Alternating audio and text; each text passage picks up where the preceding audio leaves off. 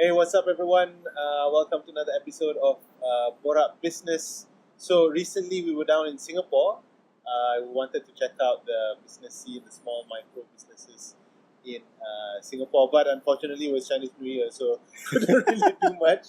But nevertheless, I met up with Dr Hazik, Yes. PhD, down there. But then now we are in KL, and you have a very interesting background. You were from engineering, and then you did your. I suppose we could call you a consultant, lah, kan? Yes. And ventured from small micro businesses all the way up to now ASEAN government level, which is I find like very fascinating. And then now you're Okay. dabbling in blockchain. Yes, that's right. That's amazing.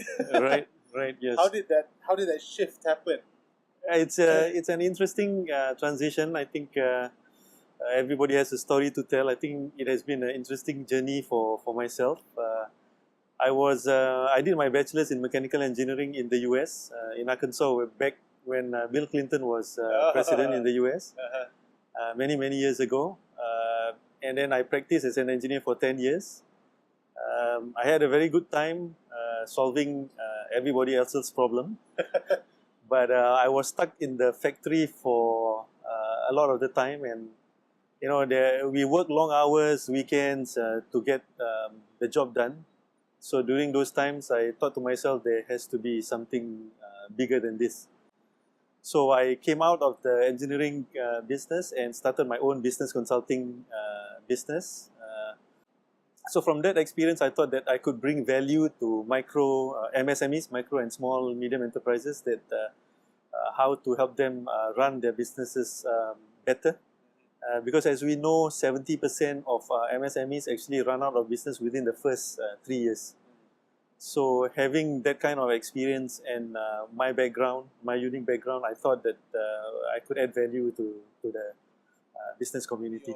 When you first started, how small were your businesses that you were consulting? Like, what's the size like? Just to get a gauge. Okay, so most of the businesses were one-man or two-man show. Okay. Yeah.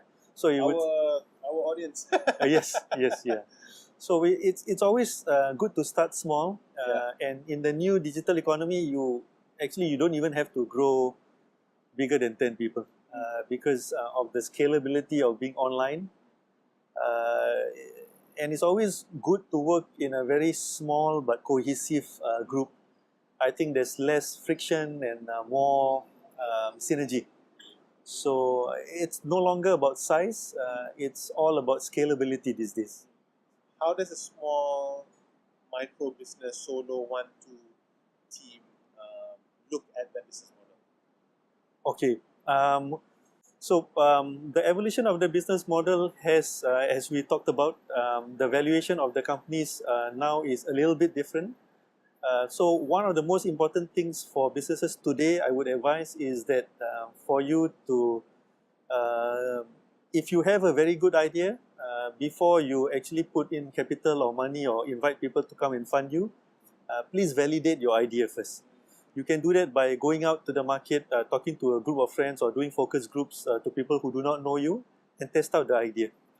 If people are interested, there is some indication or some market validation from that says that this idea is good and people are willing to pay money or use your platform or service or product that your business idea is trying to build, then you can decide to pen down your business plans, or at least a pitch deck, so that you can approach investors. I think it's always good to have good people around you. The people who always agree with you may not necessarily be the right people to critique your business, because you want someone coming from a highly critical and objective view. Actually, getting a very astute, objective and experienced critic is one of the most important things that they can do to them for themselves. So for most startups these days, they have business mentors. So you usually pick a mentor that is able to, for instance, open up markets to you. Like for a Malaysian-based startup, maybe if you are looking at Indonesia as a market, because that's a huge market, that's almost half of the entire ASEAN market. Yeah. If you have an advisor who's Indonesian or experienced running businesses across Indonesia, that's a great plus point. Yeah. How I see things is that macam the first 3 years tu, firstly you need to get through the first 3 years. Right, right. But more importantly, the first 3 years should not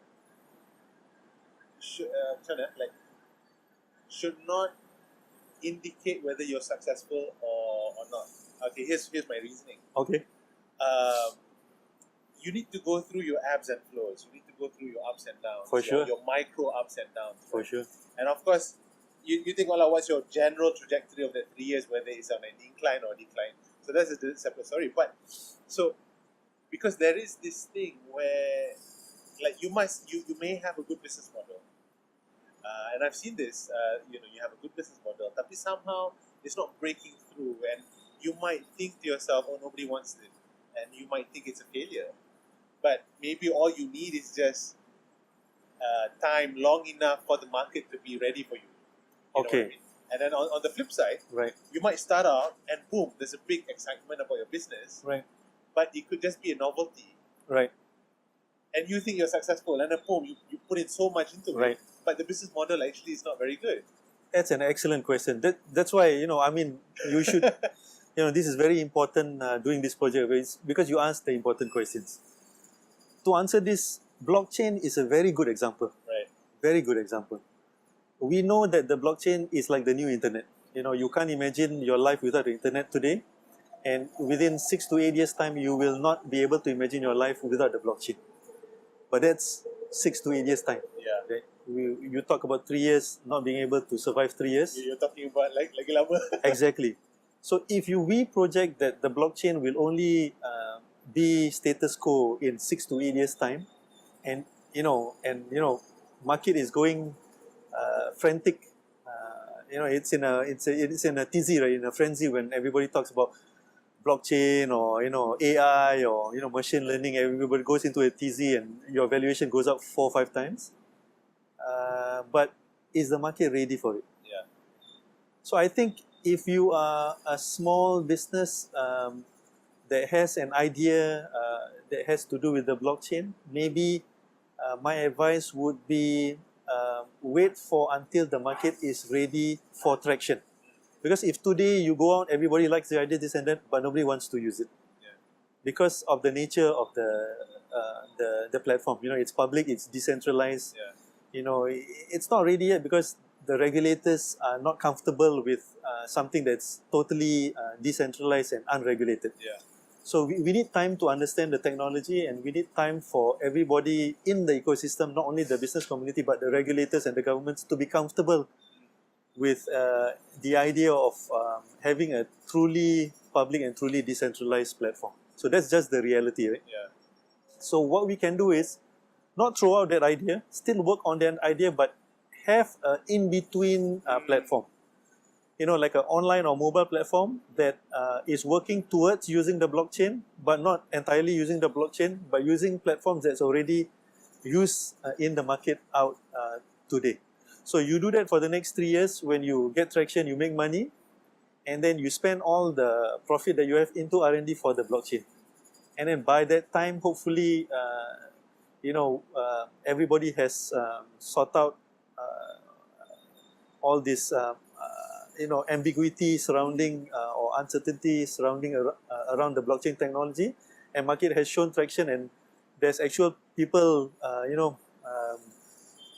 making revenue out of a blockchain-based business in about 4 or 5 years down the road. Yeah. And then by the time you'll be like the first market to entry pioneer, and you put yourself in a position where you will be first mover to the market. When I talk to the business community, the startup community, as soon as they hear the word disruptive, everybody loves it, right?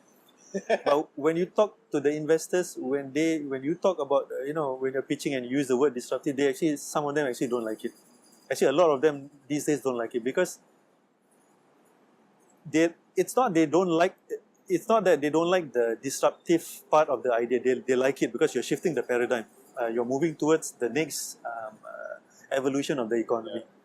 they don't like the disruptive portion of the word where you are the first to change something, but you are unable to monetize. Because you have to remember, investors are investors. Yes. They are always They're making looking for the looking return for the investment. So there is this chart, like the first. So if you can imagine like a chart from zero, there's no numbers lah, but like a chart lah kan. right, So the first part is always the macam, and I think it's a sociological punya thing. It's not necessarily a consumer thing. So you have the first part would be maybe the first 5-10% would be like the super users lah. right, Regardless of whatever how good your product is, they'll buy it. right, Right? These are like your geeks, yeah, your macam enthusiasts kan. yeah, And then you have those who follow the enthusiasts, and so diorang nampak okay, but the product is interesting, it's Right. quite cool, and then Yeah. so you jump in on it. yeah, And this would be, I suppose, the likes of macam when you have those tech expos, right? right, So those would be like the second category, and the rest of it will be like the rest of the market lah. right, And usually the rest of the market they'll be too late lah. yes, Everybody's using it, it's already kind of hyped up, Yeah. so use it. But you have the last portion, you will hate it regardless. yeah, always, In sociological terms, it's called deviance lah. yeah, You need to get past that dulu, yeah, and then before it can be accepted, and then it become mainstream. Yeah. yeah. Yeah. A great example is you look at the Bitcoin phenomenon. Yes. In the 90s, you know, you have the hardcore Bitcoin believers, right? The people who read Satoshi Nakamoto's white paper in 2008 or 2009. Right. And then they were hardcore believers because they were the techies, right? They were actually, they were attracted to the technology that can enforce financial inclusion without governing authority. Yeah. Because it's decentralized and, has that kind of scalability's promise. Yeah. So those were, like you said, the super users, the 5% hardcore, Yeah. they believe it, to their death, Yeah. Today, because of that cycle, that short cycle that over the past year that we've seen, you see a lot of awareness in cryptocurrency. So you now have more than 100 cryptocurrencies that's out there, used for different reasons, because they were started to solve different parts of the problem on the blockchain. Right. So then what's left behind now is the real traction that you see. So still, I think it'll take another 6 to 8 years for blockchain to pervasively go beyond cryptocurrency. But there is also a segment that's spending a lot of time working on smart contracts, or at least services and products that's utilizing the smart contract. So more on the practical usage. Yes. So if you talk about specific use case, some blockchain use case will come slightly earlier, between maybe 2 to 3 years, 2 to 3 years away, or 3 to 4 years away. So you are saying in 2-3 years you will have property titles in blockchain. You would have Yes. contracts in blockchain. Yes. You would have products like cars. Right. Yes. 2-3 years. That's Yeah. But not the full-blown public decentralized blockchain that, on theory, that everybody talks about. Yeah. But this is probably would be like a permission-based or private blockchain. Right. Because in order to roll out Controlled something like that's so you have to deploy it in a controlled manner, That's right. and then once you have this replicated across the world, and then they will start linking it, and then you will be a truly decentralized public blockchain. Yeah. Wow. Okay. That's actually we can go on and on and on.